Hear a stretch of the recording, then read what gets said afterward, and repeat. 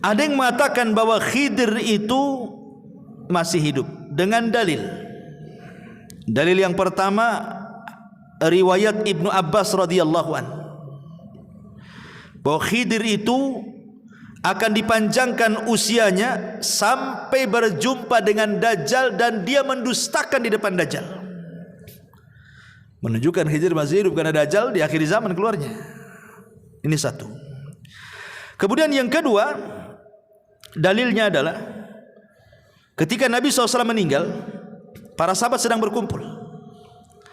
Tiba-tiba kemudian datang orang tidak dikenal. Orang itu baik, cara ngomongnya santun, bla bla bla bla macam-macam. Maka para sahabat heran, siapa orang baik, bijak, ngomongnya enak tuh? Bertanyalah sahabat ini kepada Abu Bakar dan Ali radhiyallahu an. Maka Abu Bakar dan Ali mengatakan bi anna hadza al-Khadir. Itu adalah Khadir katanya. Berarti sepeninggal Rasul Khadir masih ada tuh.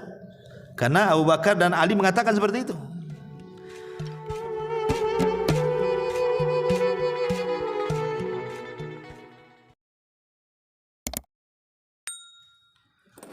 Bismillahirrahmanirrahim. Assalamualaikum warahmatullahi wabarakatuh.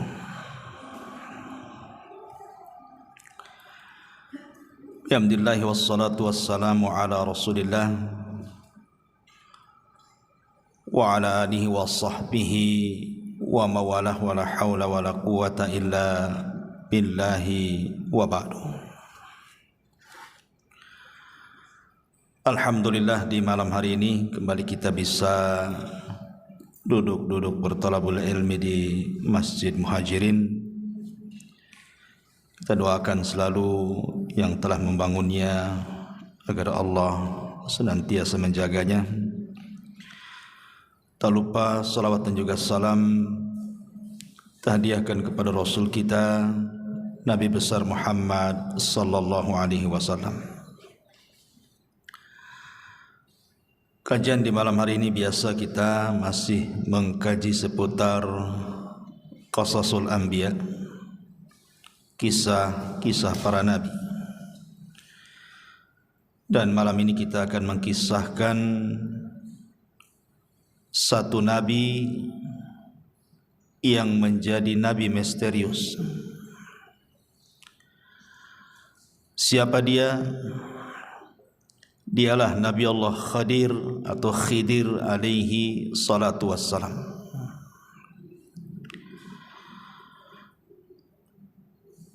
Nabi Khidir ini menarik untuk dibicarakan sebab menjadi polemik para ulama.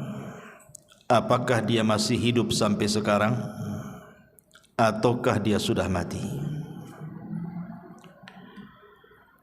Bahkan ada cerita-cerita di masyarakat bahwa mereka pernah melihat Khidir katanya.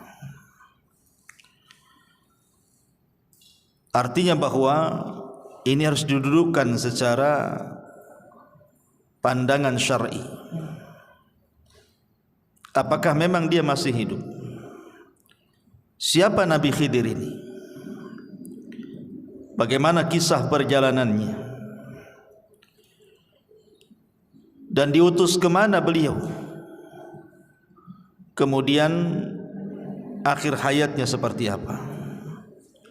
Kita akan bahas 1 jam ke depan tentang kisah Nabi Allah Khidir alaihi salatu wassalam. Ma'asyiral muslimin yang dimuliakan Allah subhanahu wa ta'ala, kita mulai dari nasabnya dulu.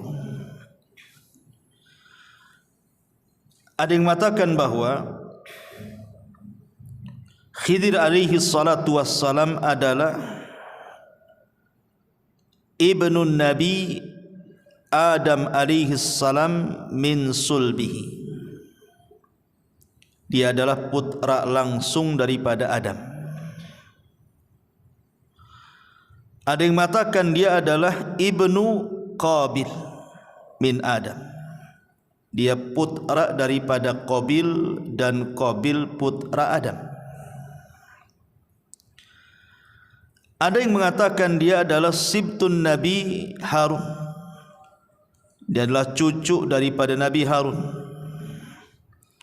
dari jalur Al-Is ibn Ishaq ibn Ibrahim.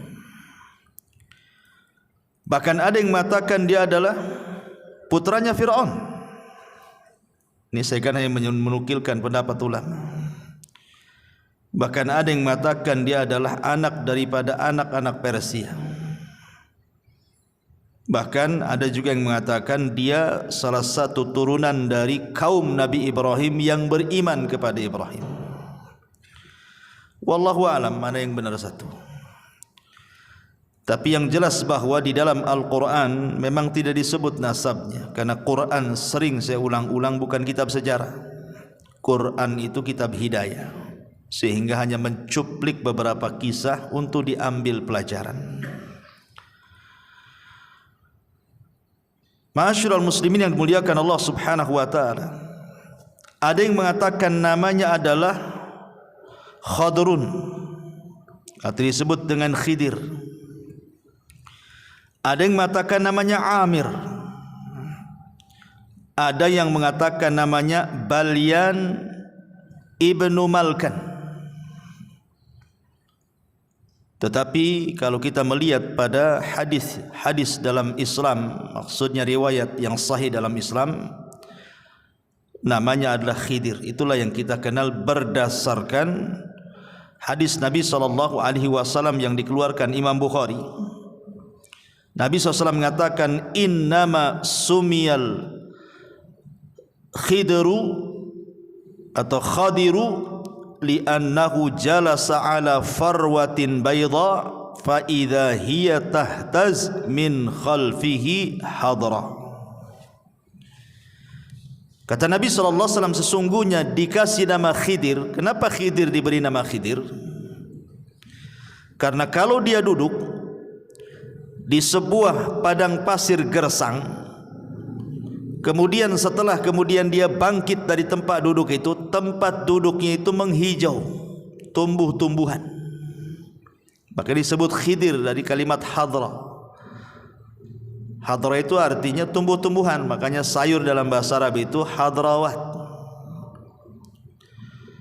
Dan itu salah satu mukjizat Nabi Khidir adalah ketika dia duduk di tempat gersang, bekas tempat duduknya itu tumbuh rumput, menghijau semuanya. Ma'asyiral muslimin yang dimuliakan Allah Subhanahu wa taala, menjadi perselisihan ulama. Apakah Khidir ini seorang rasul? Apakah Khidir ini seorang nabi? Apakah Khidir ini seorang wali? Ataukah dia hanya rajul saleh, orang saleh saja? Atau dia malaikat? Pendapat yang pertama mengatakan bahwa Khidir itu bukan hanya seorang nabi, tapi juga rasul. Berdalil dengan nanti dalam surah Al-Kahfi yang kita akan bahas. Karena Khidir ini diberikan rahmat, karunia rahmat dan juga ilmu, menunjukkan bahwa rahmat dan ilmu itu tidak diberikan kecuali kepada seorang nabi dan rasul. Tapi ada juga yang mengatakan, dan ini pendapat yang kuat wallahu alam, jumhurul ulama, mayoritas ulama mengatakan Khidir itu nabi, tapi tidak sampai ke level rasul. Karena setiap rasul itu nabi, tapi setiap nabi belum tentu rasul. Nanti kita akan jelaskan. Ada juga yang mengatakan bahwa Khidir itu wali, dan ini banyak diyakini oleh orang-orang yang menisbatkan kepada sufi, orang-orang sufi, orang-orang tasawuf, dan juga orang-orang Syiah. Mereka cenderung mengatakan Khidir itu bukan nabi tapi wali, tapi derajatnya lebih tinggi di atas nabi. Dalilnya apa? Karena Nabi Musa belajar kepada Khidir, menunjukkan Khidir lebih tinggi dibandingkan Musa, karena Musa belajar sama dia masalahnya. Sehingga mereka membuat kaedah bahwa Khidir itu wali, dan wali itu lebih tinggi dibandingkan nabi gitu. Nanti kita akan bantah. Saya sebutkan pendapat-pendapat dulu. Kemudian yang keempat, Khidir itu malaikat. yang menjelma dalam bentuk Bani Adam, dan juga ada yang mengatakan dia hanya orang biasa tapi soleh. Tapi sekali lagi pendapat yang kuat wallahu alam, Khidir itu seorang nabi, tapi tidak sampai ke rasul, tapi di atasnya wali, karena nabi itu di atasnya wali. Dalil bahwa Khidir ini seorang nabi, pertama mukjizat, tentu mukjizat. Yang tadi saya katakan di antara mukjizatnya, kalau Khidir itu duduk di sebuah tempat yang gersang, kemudian dia pergi menghijau tuh tempat duduknya, dan itu mukjizat. Kemudian dalil yang kedua, nanti kalau kita berkisah setelah ini tentang bagaimana pelajaran Khidir yang ditampakkan kepada Nabi Musa, seperti melobangi kapal, membunuh anak kecil, membenarkan bangunan yang hampir roboh. Tidak mungkin Khidir ini melakukan itu pandai-pandai dia, kan begitu. Tentu ada wahyu. Seperti membunuh orang, membunuh tidak boleh. Berarti ketika Khidir membunuh ini karena ada perintah Allah Subhanahu wa taala. Artinya dia seorang nabi mendapatkan wahyu. Bagi orang yang mengatakan wali itu karomah, karena sering saya katakan bahwa keanehan di dunia ini ada berapa? Ada 5 atau 6 ya. Pertama mukjizat. Mukjizat ini diberikan kepada siapa? Para nabi. Yang kedua karomah, diberikan kepada para wali. Yang ketiga maunah, diberikan kepada orang biasa yang saleh. Kemudian yang keempat sihir, diberikan kepada para dukun, para bomo paranormal. Dan yang terakhir al-ihana. Ihana itu keanehan tapi untuk menghinakan.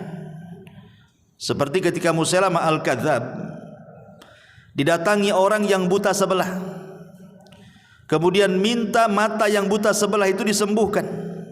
Datang dia kepada Musailamah al-Kadzab, si nabi palsu itu, karena yakin dia seorang nabi bisa menyembuhkan. Diludahi sama Musailamah, akhirnya dua-duanya buta. Bukannya sembuh, buta dua-duanya. Itu kan dalam rangka ihana, ya, merendahkan. Itulah 5 keanehan yang terjadi. Ma'asyiral muslimin yang dimuliakan Allah Subhanahu wa taala. Adapun apakah Khidir masih hidup atau sudah mati, nanti pembahasannya di akhir. Kita akan masuk pada kisah Nabi Khidir yang saya kutip dari surah Al-Kahfi. Ma'asyiral muslimin yang dimuliakan Allah Subhanahu wa taala, disebutkan dalam Sahih Bukhari. Jadi satu hari Nabi Khidir ini dia pernah berceramah menjadi khatib di tengah-tengah Nabi Musa. Jadi satu hari Nabi Musa alaihi salatu wassalam sedang menjadi khatib di tengah-tengah Bani Israel. Tiba-tiba kemudian adalah yang hadir di situ bertanya kepada Nabi Musa, "Ya Musa, ada enggak manusia yang lebih alim dibandingkan engkau?" Tiba-tiba Musa mengatakan, "Tidak ada." Musa bukan sombong, tidak. Walaupun kenyataannya memang tidak ada orang alim di zaman itu melebihi Musa, kan begitu. Tapi Musa ini manusia, ada sisi sifat kemanusiaannya lupa. Harusnya dia mengatakan Allahu a'lam. Artinya menasabkan ilmu kepada Allah Subhanahu wa taala, ataupun mengucapkan insyaallah tidak ada. Tapi dia mengatakan tidak ada orang alim melebihi diriku, katanya. Dari kalimat ini akhirnya Allah Subhanahu wa taala menjawab dari langit bahwa ada orang yang lebih alim, yang punya ilmu yang kau tak punya. Kemudian Allah Subhanahu wa taala merintahkan Nabi Musa untuk berangkat mencari orang yang dimaksud Allah. Maksudnya mencari Khidir alaihi salam. Lah dengan berangkatnya Musa mencari Khidir menunjukkan Musa tidak sombong. Sebab kalau sombong ngapain dia datang? Ketika kemudian dia mencari Khidir itu menunjukkan tawaduknya, bahwa dia ingin mencari juga ilmu. Tidak hanya mencukupkan ilmu yang dia miliki, dia pun ingin menambah. Dari sini kata para ulama, ada dalil tentang pensyariatan rihlah li talabul ilmi. Rihlah itu maksudnya melakukan safar perjalanan untuk menuntut ilmu. Dan itu kebiasaan para nabi, kebiasaan para sahabat, bahkan kebiasaan para ulama. Lihat Imam Ahmad keliling dunia itu sampai 2 kali. Sampai dikatakan Tafa Ahmad marrataini hatta jama'al musnad. Imam Ahmad itu keliling dunia mencari ilmu sampai berhasil mengumpulkan musnad. Buku hadis tertebal itulah buku musnadnya Imam Ahmad. Entah berapa ribu hadis yang dicatat oleh Imam Ahmad dalam musnadnya itu. Imam Bukhari, Imam Muslim, Abi Dawud, Tirmidzi, seluruh para ulama, mereka rihlah dari satu negara ke negara berikutnya. Bahkan sebelum mereka juga para sahabat. Contoh saja umpamanya Jabir bin Abdullah radhiyallahu anhu, itu tinggal di kota Madinah. Dia mendengar hadis Nabi SAW, tapi tidak dari orang yang langsung mendengar kepada Nabi. Orang yang mendengar langsung kepada Nabi itu ada di Syam orangnya, namanya Abdullah ibn Unais. Dia ingin memastikan apakah betul Abdullah ibn Unais itu mendengar hadis yang ia dengar dari penduduk Madinah. Berangkat dia, perjalanan 1 bulan, pulang pergi 1 bulan, 2 bulan lah pulang pergi jadinya, hanya untuk memastikan 1 hadis saja itu. Artinya bahwa rihlah para ulama itu luar biasa. Mereka harus mengeluarkan biaya, waktu, tenaga.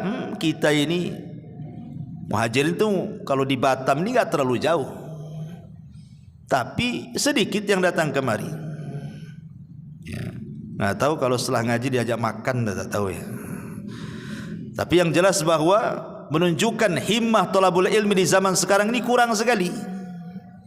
Entah kenapa, apa sibuk dengan dunia, sibuk dengan handphone, wallahu alam. Tapi yang jelas bahwa himmah, semangat thalabul ilmi di zaman dulu itu luar biasa, karena ilmu dan para penuntutnya dihargai. Tapi zaman sekarang sudah ilmu tidak dihargai, para penuntutnya tidak dihargai, ustadznya pun tidak dihargai. Makanya itu menjadi malas untuk belajar. Taib. Kemudian setelah itu Musa alaihi salatu wassalam mengajak pembantunya namanya Yusha ibn Nun. Dan begitu para nabi selalu bawa pembantu. Ketika Nabi SAW berdakwah ke Taif, siapa yang dibawa? Zaid ibn Harith, untuk membantu Nabi dalam berdakwah. Sebagaimana Rasul mengambil Zaid ibn Harith, maka Musa mengambil Yusha ibn Nun yang kelak akan menjadi penerusnya. Setelah Musa meninggal, Harun meninggal, Yusha inilah yang akan memimpin Bani Israel untuk mengambil alih Baitul Maqdis. Bahkan Musa juga tidak berhasil, karena dia keburu meninggal di Ardut Tih, di bumi Tih, karena pembangkangan Bani Israel. Padahal nama Yusha dalam Al-Quran kan tidak disebut namanya kan. Allah membahasakan dengan kalimat fatah, pemuda. Namanya siapa pemuda ini? Baru dijelaskan oleh ahli tafsir bahwa yang dimaksud pemuda dalam surah Al-Kahfi itu maksudnya Yusha ibn Nun. Tapi lihat, walaupun namanya tidak dicantumkan dalam Al-Quran, tapi dia bisa mengukir sejarah melebihi Nabi Musa, padahal tidak dikenal.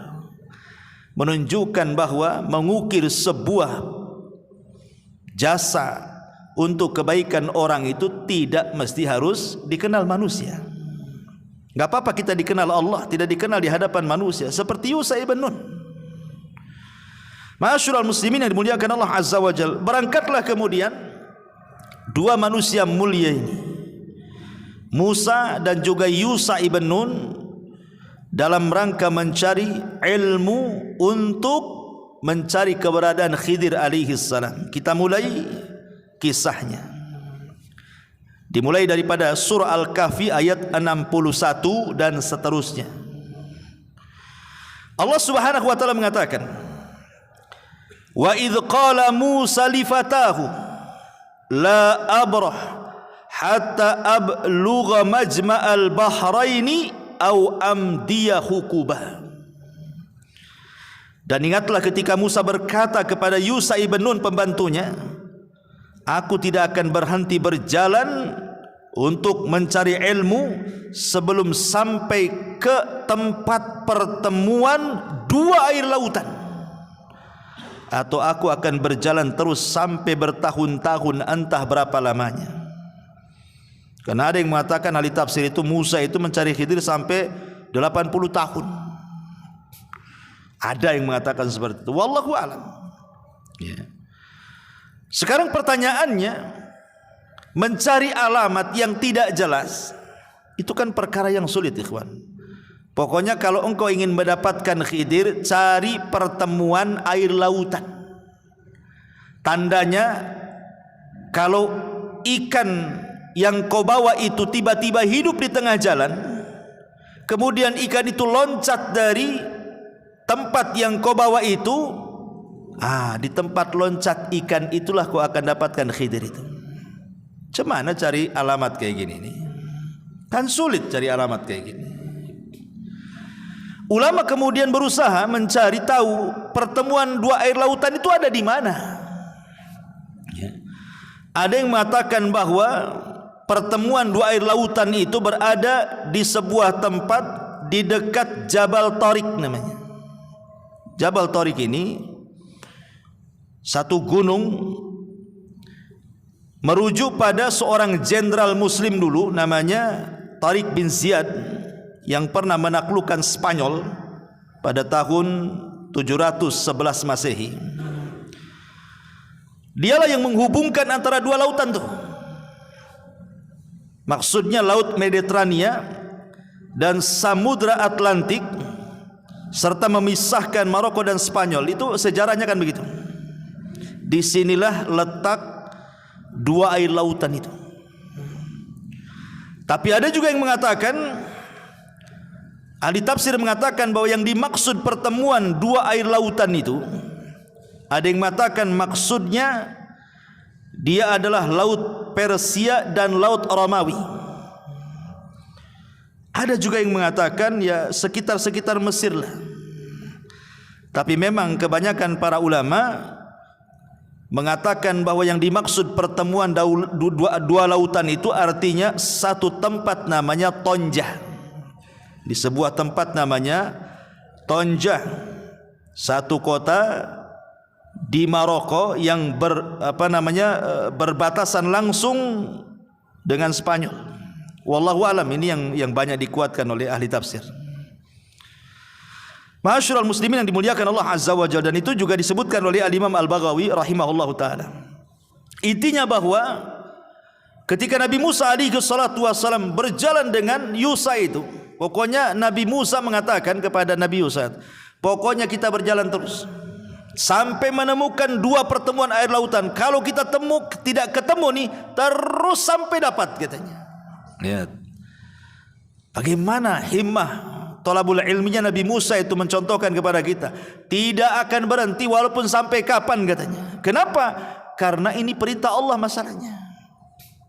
Musa tidak akan pulang sampai betul-betul misinya berjumpa dengan Khidir ketemu. Bagaimana Musa mengajarkan kepada kita ketaatan kepada perintah Allah Azza wa Jalla. Karena waktu kemarin kita mengkisahkan tentang kisah Nabi Yunus alaihi salatu wasalam, Yunus ini kenapa ditelanikan? Karena dia meninggalkan kaumnya sebelum Allah perintahkan. Makanya akhirnya kemudian Allah menghukum Yunus dan memasukkan ke perut ikan. Lah Nabi Musa alaihi salatu wasalam, dia tidak mau membangkang perintah Allah. Makanya dia terus berjalan sampai Allah mengatakan falamma balagha majma'a bainihima nasiyahu tahuma fattakhadha sabilahu fil bahri saraba. Maka ketika mereka sampai ke pertemuan dua laut itu, Mereka lupa ikannya, lalu ikan itu melompat mengambil jalannya ke arah laut itu. Disebutkan dalam Sahih Bukhari, kan kisah Khidir kan disebutkan dalam Sahih Bukhari itu panjang juga tuh. Jadi ketika Nabi Musa alaihi salatu wassalam dengan Nabi Yusha ini berjalan, rupanya kan mereka ingin istirahat. Ketika istirahat itulah keduanya tertidur. Yang terbangun pertama adalah Yusha ibn Nun. Kemudian Yusha ibn Nun melihat keanehan. Kenapa? Karena ikan yang sudah dibakar itu, mungkin ikan asin lah, semacam ikan asin itu, ikan mati, ikan siap santap sebenarnya. Karena Musa itu kan memang anak Mesir ya, biasa makan ikan di sana. Tiba-tiba kemudian ikan yang mati yang sudah terpanggang itu, siap makan itu, tiba-tiba hidup ikan itu. Dan ini mukjizat. Menghidupkan ikan mati ini kan mukjizat namanya. Lah ketika hidup, loncat pula ikan itu, kemudian masuk ke genangan air di situ. Tapi tidak pergi dari situ, hanya putar-putar di genangan air itu saja. Yusha ibn Nun ini melihat itu, aneh gitu, kok bisa terjadi seperti itu. Ketika kemudian Musa bangun, Yusha ibn Nun lupa mau menceritakan peristiwa itu. Kata Musa, ayo kita lanjutkan perjalanan, katanya. Yusha lupa, Yusha ibn Nun itu, bahwa itu tandanya kan begitu. Kalau ikan itu loncat dari tempatnya, itulah Khidir di situ kan. Lupanya lupa dia. Kata Nabi Yusha, ayo kita lanjutkan perjalanan. Ayo, kata Yusha. Kemudian disebutkan, Allah katakan, falamma jawaza qala li fatahu atina ghada'ana laqad laqina min safarina hadza nasaba. Maka ketika mereka sudah melewati tempat yang tadi ikan loncat di situ, Musa berkata kepada pembantunya, bawalah kemari makanan kita itu. Ikan-ikan itu mana, katanya. Sungguh kita telah merasa letih karena perjalanan kita. Di sini ada keanehan. Nabi Musa itu diberikan kekuatan oleh Allah Azza wa Jalla. Dia tidak pernah capek. Mau jalan sejauh manapun tidak pernah capek. Tetapi kali ini dia merasakan kepenatan yang luar biasa. Kok capek kali? Berarti di sini ada sinyal tuh. Ada apa-apa? Kok biasa nggak capek? Kok capek gitu? Akhirnya dia mengatakan kepada Yusha, kita berhenti di sini. Kita makan dulu, katanya. Mana ikan-ikan itu, katanya. Pas ditengok ikan itu sudah tak ada. Kemudian Yusha mengatakan, oh iya, aku baru ingat, kata Yusha ibn Nun, waktu kemarin kita istirahat di sebuah batu, ada peristiwa aneh, ikan yang kita bawa itu hidup kemudian loncat dan ada di genangan air, katanya. Makanya Allah mengatakan, qala ara'aita idh awaina ila as-sakhrati fa inni nasitul hut wa ma ansanihi illa syaitan an adhkurahu wattakhadha sabilahu fil bahri ajaba. Lalu Yusha ibn Nun mengatakan, tahukah engkau ketika kita mencari tempat berlindung di batu itu, wahai Musa, aku lupa menceritakan tentang ikan itu, katanya. Dan tidak ada yang membuat aku lupa untuk mengingatnya kecuali setan. Dan ikan itu mengambil jalannya ke laut dengan cara yang aneh sekali, katanya. Apa kata Musa? Musa mengatakan, itu yang benar. Ayo kita balik lagi ke situ, katanya. Senang Nabi Musa karena sudah ada titik terang di mana keberadaan Khidir dan pertemuan dua air lautan itu. Ma'asyiral muslimin yang dimuliakan Allah Subhanahu wa taala, di sini ada pelajaran besar bahwa seorang murid dan guru itu tetap harus punya kesabaran. Lihat sabarnya Nabi Musa, tidak menyalahkan Khidir kan? Tidak menyalahkan Yusha ibn Nun. Karena lupa kan gitu. Ketika dia melihat ikannya loncat, harusnya disitulah Yusha memberitahu Musa kan, di sini tempatnya. Tapi karena dilupakan setan, akhirnya mereka pun jauh kali sudah meninggalkan batu itu, baru ingatkan itu. Tapi Musa tak marah. Ini menunjukkan bahwa seorang murabbi, seorang muallim, seorang guru, seorang pendidik harus punya kesabaran kepada anak didiknya. Seperti Musa alaihi salatu wassalam di sini. Ma'asyiral muslimin yang dimuliakan Allah Subhanahu wa taala. Ketika sampai di batu itu, Tiba-tiba kemudian Musa dan Yusa ini melihat ada orang yang berbaju tebal, longgar, lebar, ya. Sebagaimana disebutkan dalam hadis Bukhari, falamma intahaya ila sakhrati idza rajulun musajjin bi thawbin. Kata Nabi SAW, ketika keduanya Yusa dan juga Musa ini sampai di batu itu, tiba-tiba ada seorang laki-laki yang menggunakan pakaian sangat longgar sekali. Fasallama Musa, maka Musa pun mengucapkan salam, Assalamualaikum. Faqala Khidir, rupanya Khidir itu di depan dia. Khidir mengatakan, wa anna bi ardikas salam. Bagaimana cara mengucapkan salam di negerimu? Seolah-olah Khidir aneh gitu, kok ada mengucapkan salam di negeri dia, nggak ada orang mengucapkan salam tuh. Kemudian Khidir tanya, siapa kamu? Maka Musa mengatakan, ana Musa, saya ini Musa. Kata Khidir, Musa siapa? Kata Nabi Musa, Musa Bani Israel. Baru ngeh dia. Oh, kamu Musa Bani Israel. Dari sini menunjukkan apa? Khidir itu tidak tahu yang gaib. Sebagaimana prasangka sebagian orang terhadap Khidir itu, bahwa Khidir itu manusia yang punya ilmu laduni, mampu menerawang, mampu melihat hal-hal gaib. Menebak Nabi Musa saja tak bisa. Siapa kamu? Kalau dia memang tahu yang gaib kan sudah tahu, oh kamu Musa Bani Israel. Kenapa mesti tanya dulu? Ya. Dari sini menunjukkan bahwa Khidir itu juga sama dengan yang lainnya, tidak tahu yang gaib kecuali yang Allah beritahukan saja. Karena kegaiban itu hanya milik Allah Subhanahu wa taala. Lah dari sini setelah kemudian Musa betul-betul berjumpa dengan Khidir, maka Musa mengatakan, Allah katakan, qala lahu Musa, hal attabi'uka ala an tu'allimani mimma ullimta rusyda. Musa berkata, bolehkah aku mengikutimu agar engkau mengajarkan kepadaku ilmu yang benar yang telah diajarkan kepadamu untuk menjadi petunjuk bagiku, katanya. Di sini ada pelajaran adab. Seorang pelajar, seorang thalabatul ilmi, kalau hendak meminta ilmu kepada seorang guru ya harus beradab. Lihat Nabi Musa saja beradab. Padahal secara kedudukan Musa itu jauh di atas Khidir.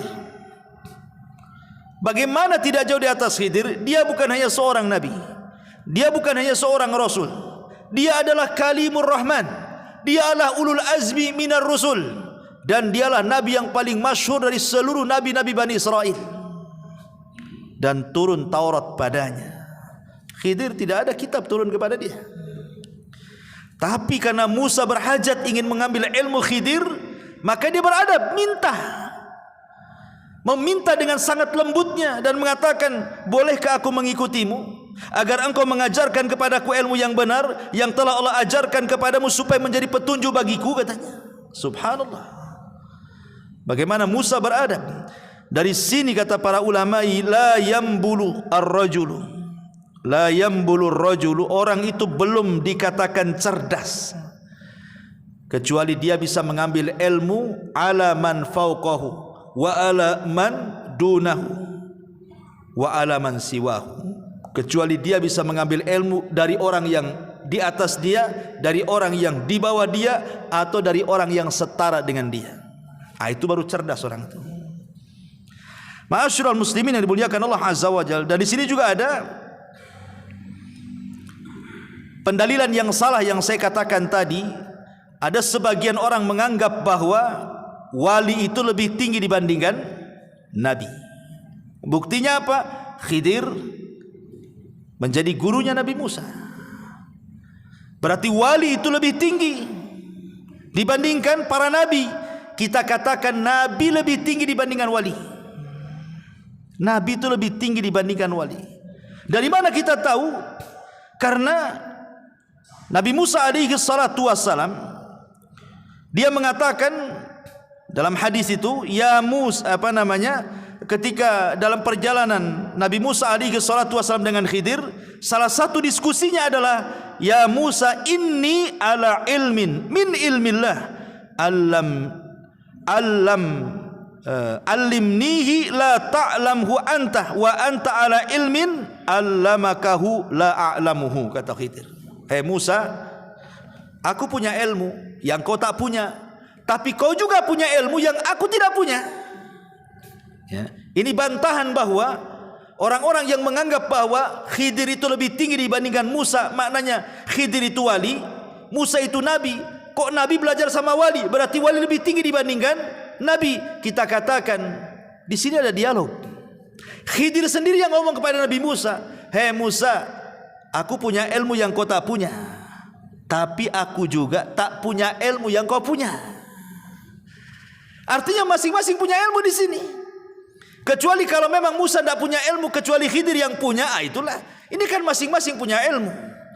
Dan kita tidak ragu lagi bahwa ilmu yang dimiliki Nabi Musa jauh lebih banyak dibandingkan ilmu yang diberikan kepada Khidir. Karena dia seorang Nabi, ulul azmi, lebih mulia dibandingkan Khidir alaihi salam. Tetapi Khidir memberikan syarat dan mengatakan, qala innaka lan tastati'a ma'iya sabra. Sungguh engkau tidak akan sabar kalau belajar sama saya, katanya. Tidak usahlah, kau enggak akan sabar. Ya. Apa kata Nabi Musa? Wa kaifa tasbir ala ma lam tuhit bihi khubra. Bagaimana engkau bisa mengatakan seperti itu? Kan belum dicoba. Aku belum belajar kok kamu sudah mengatakan seperti itu, katanya. Kemudian Nabi Musa meyakinkan kepada Khidir dan mengatakan, satajiduni insyaallah sabira wala a'silaka amra. Insyaallah akan engkau dapati aku termasuk orang yang sabar dan aku tidak akan menentangmu dalam urusan apapun. Itu janjinya Nabi Musa. Saya akan sabar, apapun yang kau ajarkan saya terima. Di sini ada faedah apa? Seorang talabul ilmi harus punya kesabaran. Kalau tidak punya kesabaran tidak akan dapat ilmu itu. Makanya Yahya bin Abi Katsir mengatakan apa? Ilmu itu tidak akan didapat birahatil jismi, dengan istirahatnya badan. Antum kalau duduk tidur enggak akan dapat ilmu. Tapi antum kalau datang ke majelis taklim, mendengarkan atau beli buku, baca buku atau dengerin YouTube ustaz-ustaz yang sedang ceramah, baru dapat ilmu. Kalau kelayapan ke sana kemari, kuliner ke sana kemari, ilmu ya ilmu kuliner dia dapat lah. Tapi ilmu agama dia tak akan dapat. Kemudian fantalaqa. Khidir mengatakan, fa inittaba'tani. Ini syarat yang harus dipegang Nabi Musa. Jika engkau mengikutiku, kata Khidir, fala tas'alni an syai'in, jangan pernah menanyakan sesuatu kepadaku hatta uhditsa laka minhu dzikra, sampai aku yang menerangkannya. Kau diam saja, kau lihat saja. Awas kalau kau bertanya, kata Khidir. Jadi ancam duluan tuh. Fantalaqa hatta idza raqiba fis safinati kharaqaha. Ini pelajaran pertama nih. Berangkatlah dua manusia mulia dan juga Yusha ibn Nun ini, bertiga berarti kan, dalam satu perahu. Dalam hadis Bukhari, ketika pemilik perahu itu melihat Khidir, rupanya kenal bahwa Khidir ini orang mulia di tengah-tengah mereka, makanya ketika naik perahu tidak usah bayar. Jadi nggak ada bayar, langsung naik saja Nabi Musa itu dengan Khidir di situ. Di tengah perjalanan, di tengah-tengah lautan itu, sambil berbincang-bincang Musa dengan Khidir, tiba-tiba melihat burung.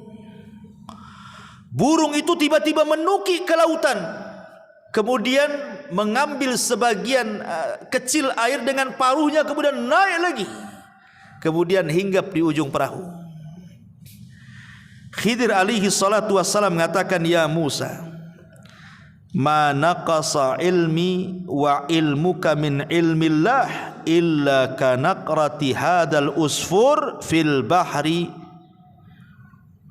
Lihat Musa, tuh burung tuh yang nuki, kemudian ngambil air dengan paruhnya, kemudian terbang lagi. Ilmu saya dengan ilmu kamu kalau digabungkan itu hanya seteguk air yang diminum oleh burung itu. Adapun lautan ini, inilah ilmu Allah katanya. Lihat, bagaimana di sini ada pelajaran bahwa ilmu yang diberikan Allah kepada kita ini hanya satu teguk yang diteguk oleh burung saja. Itulah dengan satu teguk itulah ada yang jadi profesor, ada yang jadi dokter, ada yang jadi insinyur, ada yang jadi penemu, jadi orang cerdik, cerdas, pandai dan begitu seterusnya. Hanya setitiklah ilmu Allah yang Allah berikan kepada kita itu. Lebihnya lautan itu ilmu Allah. Di sini ada pelajaran, jangan sombong. Satu jengkal di bawah kaki aja kita nggak tahu apa isinya. Tiba-tiba kemudian sombong pula di hadapan Allah Azza wa Jalla, takabur dengan pengetahuannya, dengan kekayaan, dengan jabatannya. Siapa Anda?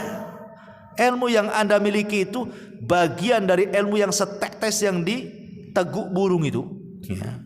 Ma'asyiral muslimin yang dimuliakan Allah Azza wa Jalla. Kemudian ketika sampai di daratan, sudah kapal itu sudah mendarat gitu ya, sudah menepi. Tiba-tiba Nabi Khidir alaihi salatu wassalam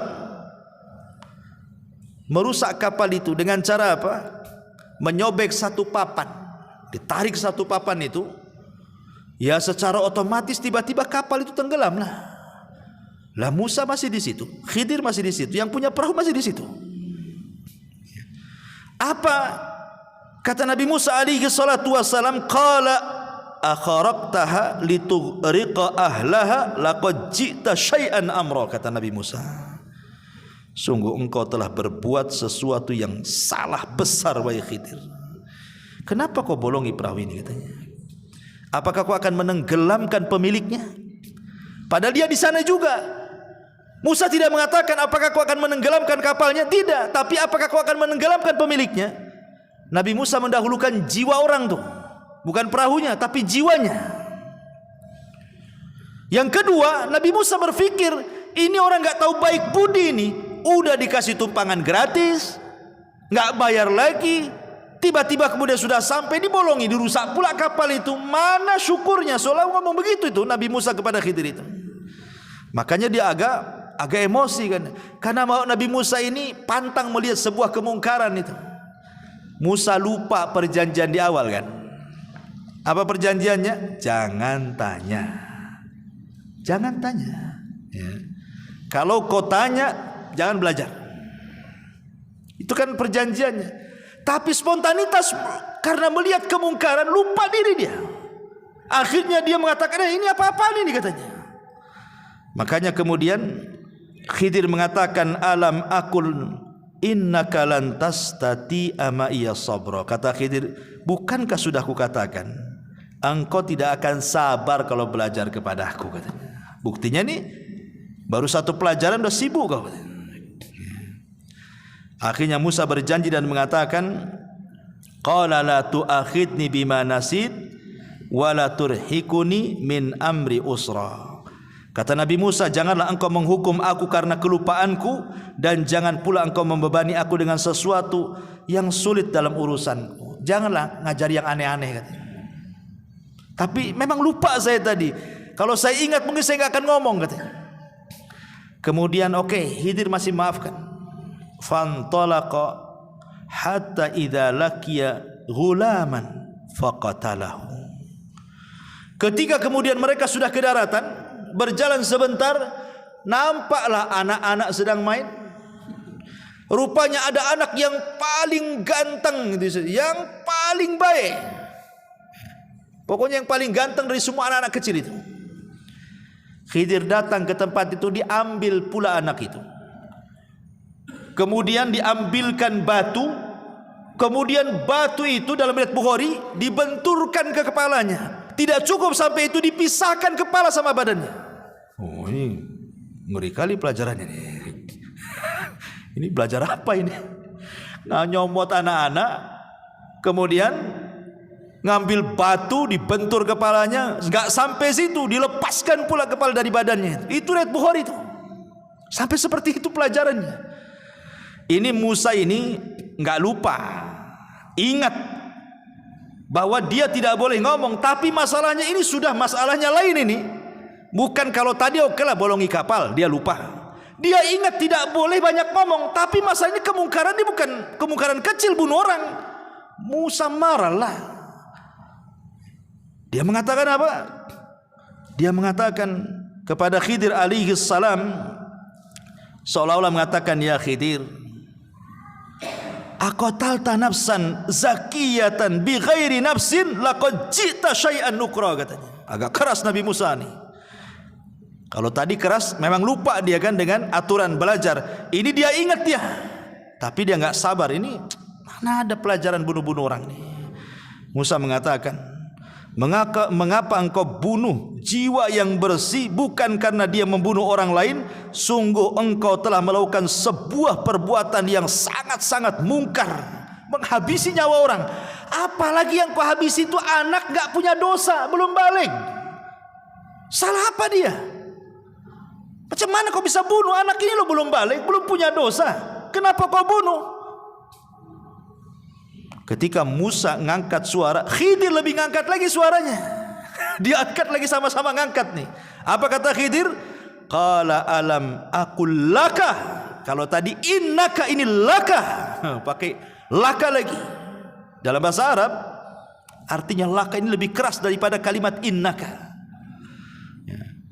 Alam aqul laka innaka lan tastati'a ma'iya sabra. Sudah kukatakan, kau enggak akan sabar kan? Kata soal seperti itu ya. Sudah kukatakan dari awal, kau enggak akan sabar. Musa enggak lupa ini, betul-betul ingat gitu. Tapi karena masalah pembunuhan dia enggak bisa tutup mulut kan itu, dia harus bicara. Tapi akhirnya Musa pun agak sedikit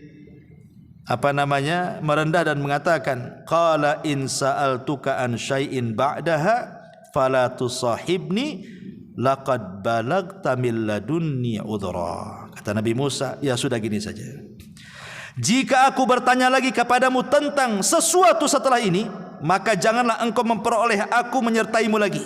Dah, enggak usah lagi sama aku. Sesungguhnya engkau sudah cukup bersabar menerima alasanku, katanya. Ini terakhir kata Musa. Kalau sampai aku bertanya lagi, udahlah sampai di situ aja. Enggak apa-apa, saya enggak ikut lagi. Akhirnya Khidir memberikan uzur lagi untuk ikut lagi bersama dia. Fantalaqa hatta idza ataya ahla qaryatin istat'ama ahlaha fa'abau an yudhayyifuhuma fawajada fiha jidaran yuridu an yanqad fa'aqamahu. Maka keduanya berjalan hingga ketika keduanya sampai kepada penduduk sebuah negeri. Mereka berdua meminta dijamu oleh penduduknya, tetapi mereka penduduk itu tidak mau menjamu mereka. Kemudian keduanya mendapatkan dinding rumah yang hampir roboh di negeri itu. Lalu dia berkata kepada Nabi Musa, kita tegakkan sebelum roboh, katanya.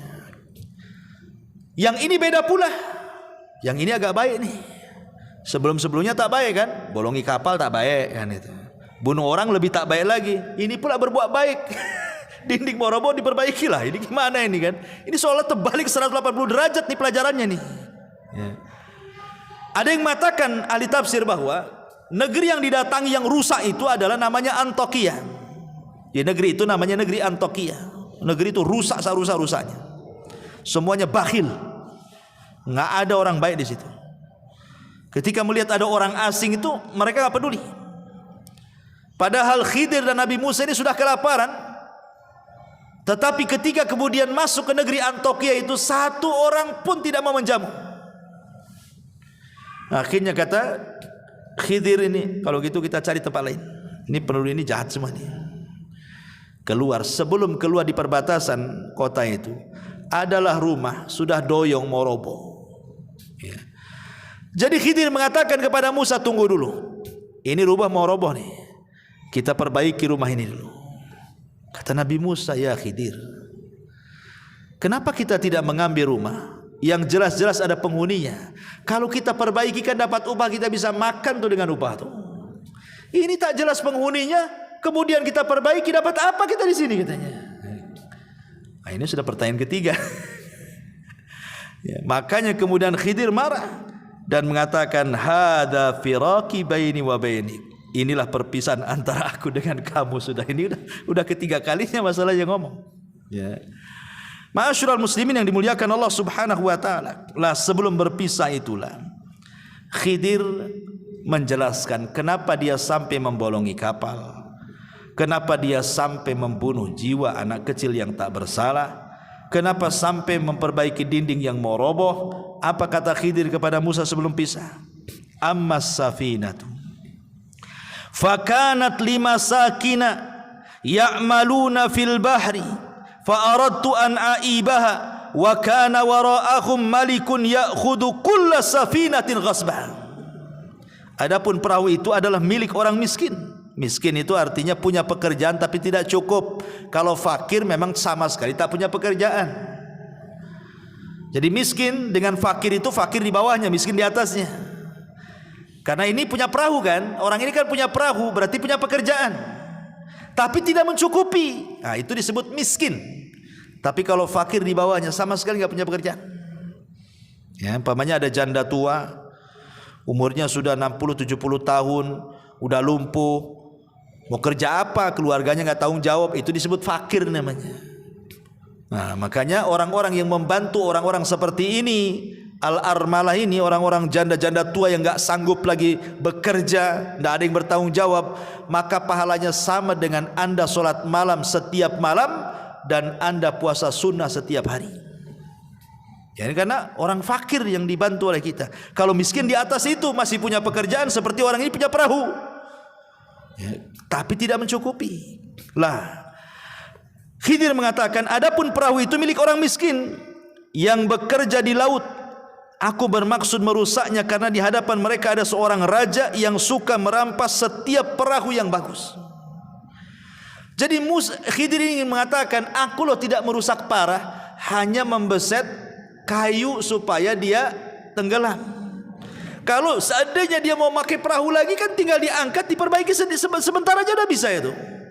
Sebab kalau seandainya itu perahu itu nampak cantik, nampak bagus, nanti digosok, diambil, dicuri, dirampok sama penguasa sini. Penguasa sini jahat-jahat. Dari sini ada kaidah ikhwatu fiddin muliakan Allah Subhanahu wa taala, bahwa boleh kita melakukan kemadharatan kecil untuk mendapatkan kemaslahatan besar. Membolongi kapal ini kan kecil karena bisa diperbaiki lagi nanti. Tapi kalau tidak dibolongi, diambil lagi, kan madharatnya lebih besar tuh. Berarti maslahatnya jauh lebih besar supaya perahunya tidak diambil orang dan dia bisa bekerja lagi. Contohnya apa? Contohnya kalau antum sakit, punya gula umpamanya, diabetes, kata dokter ini jarinya harus dipotong, diamputasi. Kalau tidak akan menjalar. Memotong jari itu tidak boleh, karena jari ini bukan milik kita, milik Allah. Dari atas kepala sampai kaki itu milik Allah. Tidak boleh kita menyakiti badan kita sendiri. Tapi kalau seandainya kata dokter ini harus dipotong, diamputasi nih, kalau enggak nanti kemana-mana itu virusnya, berarti kita memotong itu sebenarnya salah, tidak boleh. Tapi karena ada maslahat besar, kalau tidak dipotong mati, berarti boleh memotong jari untuk kemaslahatan yang lebih besar, hidup dia gitu maksudnya. Nah, itulah namanya kaidah melakukan madarat kecil untuk mendapatkan maslahat besar. Ya, dan ini kaidah ini ma'ruf, bisa dipakai di mana-mana. Kemudian dia mengatakan, wa ammal ghulam fakana abawahu mu'minaini fakhashina an yuhriqahuma tughyanan wa kufra. Adapun anak yang ganteng yang saya ambil, yang saya pukul dengan batu dan saya pisahkan lehernya itu, dia itu punya orang tua, orang tuanya soleh, orang tuanya baik.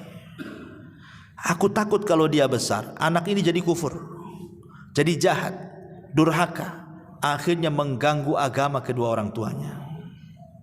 Makanya kubunuh sebelum dia besar.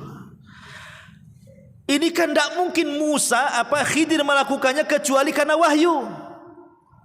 Tidak bisa antum main-main, anak pengenlah jadi Khidir. Tengokin anak-anak yang lagi main-main tuh. Siapa yang paling nakal, antum ambil tusuk pakai pisau. Kenapa Ustaz? Kenapa kau tusuk tuh? Nampak kecil-kecil dan nakal tuh. Nanti udah besar apa kurang ajar katanya. Ini enggak bisa kita lakukan seperti Khidir karena kita enggak dapat wahyu. Khidir ini melakukan karena wahyu. Dan ini juga ada dalil bahwa Bagaimana Allah mengatakan wa asa an tuhibbu syai'an wa huwa syarrul lakum wa asa an takrahu syai'an wa huwa khairul lakum. Terkadang yang kita anggap baik buruk pula di sisi Allah. Terkadang apa yang kita anggap buruk baik pula di sisi Allah. Meninggalnya anak ini kan keburukan. Mana ada orang tua yang menginginkan anaknya mati? Enggak ada orang tua yang menghendaki anaknya mati kan? Wa asa an takrahu syai'a. Tapi terkadang apa yang kita anggap buruk ini menjadi kebaikan bagi dia di sisi Allah. Kalau tidak dibunuh sama Khidir, dia akan besar, bisa saja dia membunuh orang tuanya. Wa asa an takrahu syai'an wa yaj'alallahu fihi khairan katsira, kata Allah. Boleh jadi sesuatu yang Anda anggap buruk itu ada kebaikan yang banyak di situ.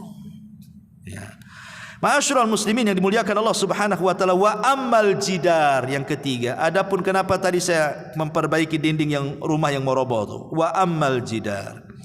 Fa kana li gulamaini yatimaini fil madinati wa kana tahtahu kanzun lahuma wa kana abuhuma salihan fa arada rabbuka an yablugha ashuddahuma wa yastakhrija kanzahuma rahmatan mir rabbika wa ma fa'altuhu an amri dzalika ta'wilu ma lam tasti alaihi sabra. Kata Nabi Khidir kepada Musa, adapun dinding yang meroboh itu milik dua anak yatim. Tu kakek buyutnya, ada yang mengatakan kakek buyut yang ke-9 atau yang keberapa, dulunya orang soleh. Kita jaga sekarang cicit cucutnya nih. Karena di balik rumah itu ada harta karun. Sempat roboh rumah ini, kita tahulah ini orang-orang Antokia ini jahat-jahat. Kita aja masuk gak mau dikasih makan, tiba-tiba dapat harta karun. Orang bakhil itu jelas pasti akan datang mengambilnya. Makanya kita rawat hartanya supaya jadi warisan. Dari sini kata para ulama, kalau ingin baik anak-anak kita, maka baiklah kita. Kalau kita baik, orang tua baik, kita soleh, istri kita soleha, jangan khawatir tentang anak kita. Sekalipun kita meninggal, Allah akan utus malaikat merawat mereka. Lihat di sini, Allah utus Khidir dan Musa untuk merawat anak kecil kan. Maksudnya harta warisannya dirawat. Karena apa? Karena kakek buyutnya itu ada yang soleh tuh. Berarti menunjukkan bahwa kesolehan itu bisa ditularkan kepada anak cucunya walaupun dia sudah meninggal. Ya. Maka penting memberikan contoh kepada orang lain. Ya. Ini diantara takwil daripada Khidir kepada Musa alaihi salam, dan dia akhiri dengan mengatakan apa? Wa ma fa'altuhu an amri. Musa, aku tidak melakukan ini bukan karena pandai-pandai aku, tidak, tapi ini karena perintah Allah. Dari sini menunjukkan Khidir itu nabi, ya, karena bukan atas kehendak dia, tapi ada yang nyuruh. Siapa yang nyuruh? Allah Subhanahu wa taala. Inilah perkara yang kau tidak bisa sabar di situ. Kata Nabi sallallahu alaihi wasallam ketika menceritakan kisah Khidir dan Musa ini, disebutkan dalam hadis yang disepakati Bukhari Muslim, apa kata Rasul? Yarhamullahu Musa lawaridna law sabara hatta yaqussu alaina min amrihima. Semoga Allah merahmati Musa. Kalau seandainya Musa mau lebih sabar lagi, tentu akan banyak kisah-kisah yang luar biasa yang sampai kepada kita. Tapi Musa tak sabar, ya 3 itu sajalah yang sampai kepada kita, gitu maksudnya. Ya. Taib, sampai di sini kisahnya. Sekarang, apakah Khidir itu masih hidup ataukah sudah mati? Ini pembahasan terakhir. Ma'asyiral muslimin yang dimuliakan Allah Subhanahu wa taala. Ada yang mengatakan bahwa Khidir itu masih hidup dengan dalil. Dalil yang pertama, riwayat Ibnu Abbas radhiyallahu an, bahwa Khidir itu akan dipanjangkan usianya sampai berjumpa dengan Dajjal dan dia mendustakan di depan Dajjal. Menunjukkan Khidir masih hidup karena Dajjal di akhir zaman keluarnya. Ini satu. Kemudian yang kedua, dalilnya adalah ketika Nabi SAW meninggal, para sahabat sedang berkumpul. Tiba-tiba kemudian datang orang tidak dikenal.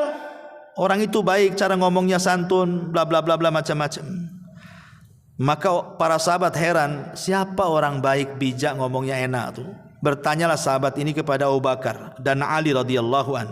Maka Abu Bakar dan Ali mengatakan, bi anna hadza al-Khadir. Itu adalah Khadir katanya. Berarti sepeninggal Rasul Khadir masih ada tuh. Karena Abu Bakar dan Ali mengatakan seperti itu. Kemudian dalil yang ketiga adalah ijtima'ul Khadir wal Ilyas fi kulli musimin minal hajj. Dalam sebuah riwayat bahwa setiap musim haji Nabi Khidir dan Ilyas itu biasanya ketemu di Mekah sama-sama haji, kemudian saling mencukur rambut. Setiap musim haji. Kemudian yang keempat dijelaskan ijtima'ul Khadiri wa Jibril wa Mikail wa Israfil fi Arafat. Ketika haji maka Jibril akan datang, Mikail akan datang, Israfil akan datang, dan mereka akan bersama Khidir di Arafah. Menunjukkan bahwa Khidir belum mati. Tetapi ulama membantah. Satu, Imam Ibnu Hajar ketika mengomentari hadis Ibnu Abbas yang pertama, beliau mengatakan hadis itu mungkar. Bukan hanya dhaif, mungkar lagi, tak bisa diambil. Adapun dalil yang kedua, Imam Bukhari yang mengatakan hadis itu juga mungkar. Adapun yang ketiga, Imam Ibnu Hajar mengatakan ada dua orang yang matruk, ditinggalkan riwayatnya. Adapun hadis yang keempat juga disebutkan oleh Imam Ibnu Hajar tentang berkumpulnya Khidir, Jibril, Mikail dan Israfil di Arafah itu. Hadis itu maudhu, palsu. Dan banyak riwayat-riwayat, hampir seluruh yang mengatakan Khidir itu masih hidup, tidak ada yang sahih riwayatnya. Dan pendapat yang kedua, Khidir itu sudah meninggal. Dan ini perkataan Imam Bukhari, pendapat Ibnu Al-Jauzi, pendapat Abul Husain, pendapat ulama-ulama salaf yang lainnya. Dalilnya satu, firman Allah surah Al-Anbiya ayat 34, Allah mengatakan, wa ma ja'alna li basyari min qablikal khulda afa immitta fahumul khalidun. Kami tidak menjadikan hidup abadi bagi seorang manusia pun sebelum kamu, maka jika kamu mati apakah mereka kekal? Ya enggak lah, tidak ada yang kekal, kata Al-Quran. Maka Khidir masuk pada ayat ini. Dalil yang kedua adalah surah Al-Imran ayat 81. Ketika Allah menjelaskan tentang perjanjian para nabi, kalau Allah mengutus Muhammad, mereka akan menolongnya, mereka akan berusaha masuk ke agamanya dan begitu seterusnya.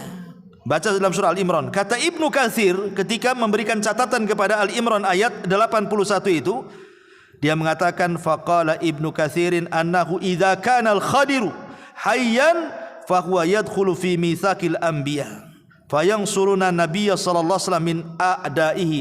Kalau memang Khidir itu hidup, tentu dia akan masuk pada perjanjian para nabi. Kalau diutus nabi akan ditolong.